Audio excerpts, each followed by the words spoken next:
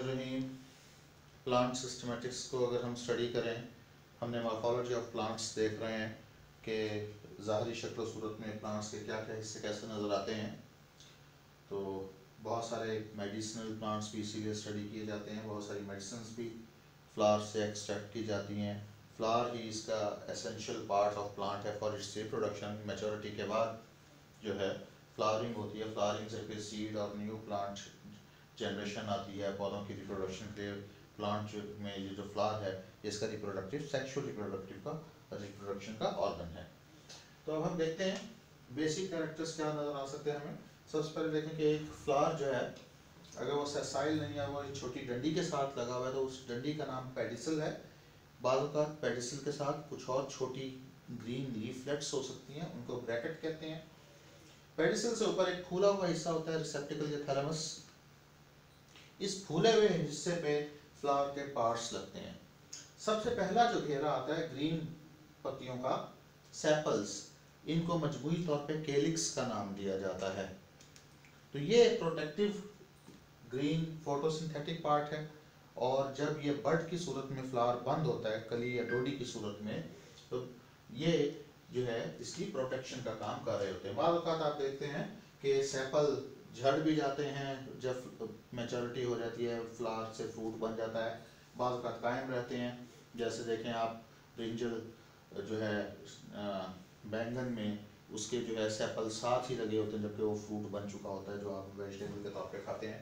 फिर ये रंगदार खुशनुमा पत्तियों का घेरा है, ये पेटल्स कहलाती हैं, और इनको मजमूई तौर पर इनके मजमूए को बोटैनिकल टर्म्स में हम इसको कोरोला का नाम देते हैं। ये अच्छे रंग की होती हैं, अट्रैक्शन एनिमल्स के, इंसेक्ट के, इंसान के, जानवर के, इनको अट्रैक्ट करने के काम आती हैं। इनमें सेंट, खुशबू पैदा होती है, इनमें नेक्टर, इनके जूस पैदा होता है, इनकी जो है बेस में यहाँ पे ग्लैंड्स होते हैं, नेक्टर पैदा होता है। इसकी खुशबू, रंग और जूस के लिए इंसेक्ट अट्रैक्ट होते हैं और पॉलिनेशन का, रिप्रोडक्शन का, पॉलिनेशन का, फर्टिलाइजेशन का वो सबब बनते हैं।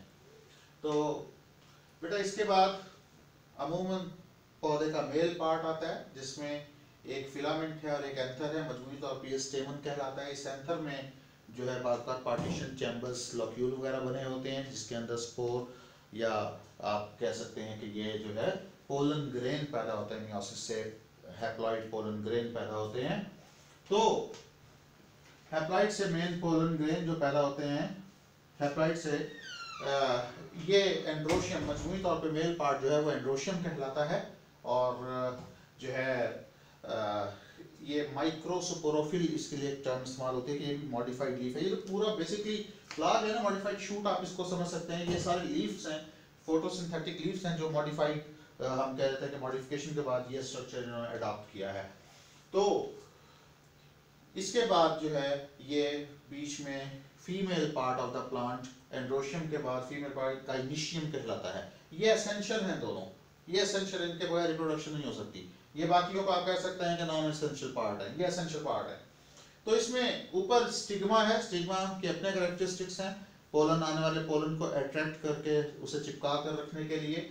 फिर एक लंबी नेक है, स्टाइल, फिर ये बेस में ओवरी, ओवरी के अंदर ओव्यूल लगा होता है, ज़्यादा ओव्यूल हो सकते हैं। ओव्यूल के अंदर जो है वो फिर फीमेल गेमेटोफाइट या एग प्रोड्यूस होते हैं। तो इस तरह ये इसके major parts of the flowers हैं, और ये जो है हमारे पढ़ने के लिए हमारे सिलेबस में इसमें से क्वेश्चंस भी बहुत आते हैं।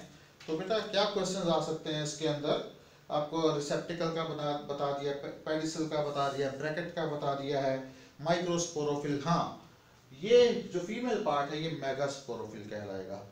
मेगास्पोरोफिल आपने जो जिम्नोस्पर्म्स था उसमें हमने पढ़ा था, माइक्रोस्पोरोफिल, मेगास्पोरोफिल, और लीफ की जो एवोल्यूशन ऑफ लीफ में भी ये बात आई थी कि माइक्रोस्पोरोफिल और मेगास्पोरोफिल। तो बेटा एक चीज़ है पेरियंथ, बाज़ औक़ात जो है कैलिक्स कोरोला फ्यूज होके एक ही स्ट्रक्चर पेरियंथ बना लेते हैं, पेरियंथ आ जाता है इसमें।